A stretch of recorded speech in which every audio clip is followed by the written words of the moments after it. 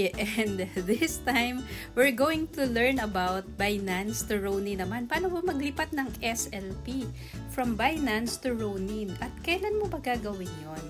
Kasi syempre minsan excited ka, so lahat ng SLP mo na transfer mo from Ronin to Binance. Pero remember, kailangan mo ding mag-iwan ng SLP sa Ronin mo, lalo na kung magbi-breed ka, at ito yung pag-aaralan natin today. So for this one, nakita nyo, nag-login tayo sa Binance account natin, magpapadala yan ng verification code sa ating mobile number. And then, kapag na-input natin yon, syempre makaka-login na tayo dito sa Binance. Punta tayo sa Fiat and Spot, and tingnan natin kung ano yung next step dito. So, napaka-simple lang nito. Huwag kayong mai-intimidate. So, ayan. So, pagpasok natin dito, syempre may balance tayo kay SLP. Kaya ito yung unang naka-display dito sa listahan ng coins.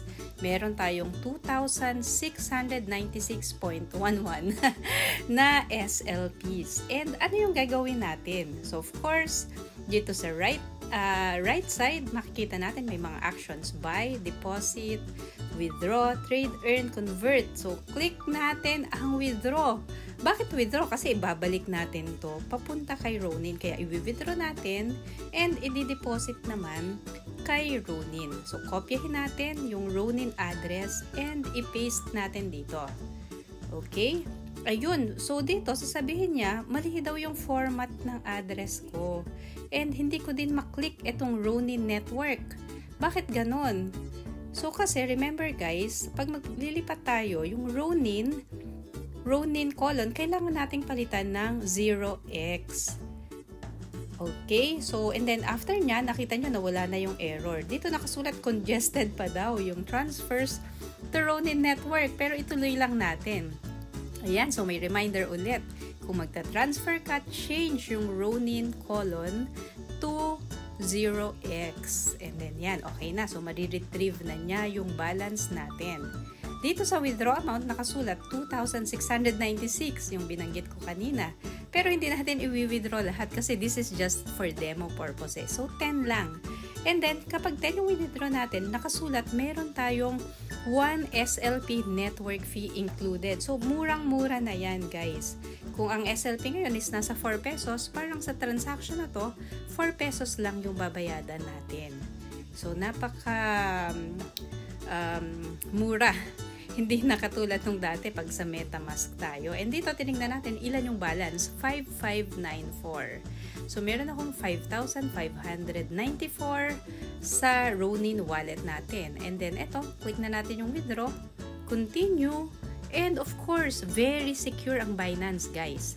So, kailangan ng phone verification and email verification. So, dalawa yan. So, magsasend yan ng code sa phone and email address natin. So, i-key in natin ngayon dito kung ano yung phone verification code and check natin yung email natin, yung registered email address. And ipapasok din natin dito yung verification code. Okay, so eto na. Let me just double check. Okay, 188736 and submit. So, napaka-simple lang. Withdrawal request submitted. Okay, so yan yung summary. And awaiting approval. Sabi dito, it can take up to approximately 12 hours. So, click mo lang yung complete. Usually, it doesn't take that long. Pero syempre, just to set your expectations. Ayan. So, 5594 SLP. Pag pumasok yung 9 SLP, ilan yon? So, magiging siyang 5,603. 5,603. So, hintayin natin. So, kung magbabago ba yan, kailangan ba talaga ng 12 hours bago pumasok dito? Oh, so, habang hinihintay natin, mabilis lang naman to guys. Don't worry. Kumusta naman? Kumusta kayo? I hope you're all doing well in this pandemic. Sana sumusunod kayo sa mga protocols, maghugas lagi ng kamay at huwag masyadong lalabas kung wala namang importanteng bibilhin. Okay? So, yan. Siguro at this point, medyo malapit nang matransfer. Hintayin lang natin. So of course, dito konting ingat, huwag kayong basta click lang ng click. Basahing mabuti yung instructions. And kung meron kayong gusto talagang pag-aralan, make sure that you take down notes. Hindi yung basta nanonood lang kayo ng video. Para at least pag kayo na yung kailangang mag-execute nito, mabilis na lang. O yan, so ni-refresh natin. And dito, naka-processing pa din siya. Pero, ayun, tingnan natin, naka-processing pa sa Binance. Pero kay Ronin, pumasok na yung 9. So, 5,603 SLP. In very simple steps na ibalik natin from Binance to Ronin ang ating SLP. And pwede na tayong mag-breed. So, guys, yun lang for this morning. I just want you to know that pwedeng mabalik, vice versa yung process natin dito.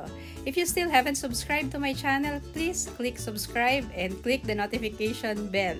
I hope that you're having a great weekend.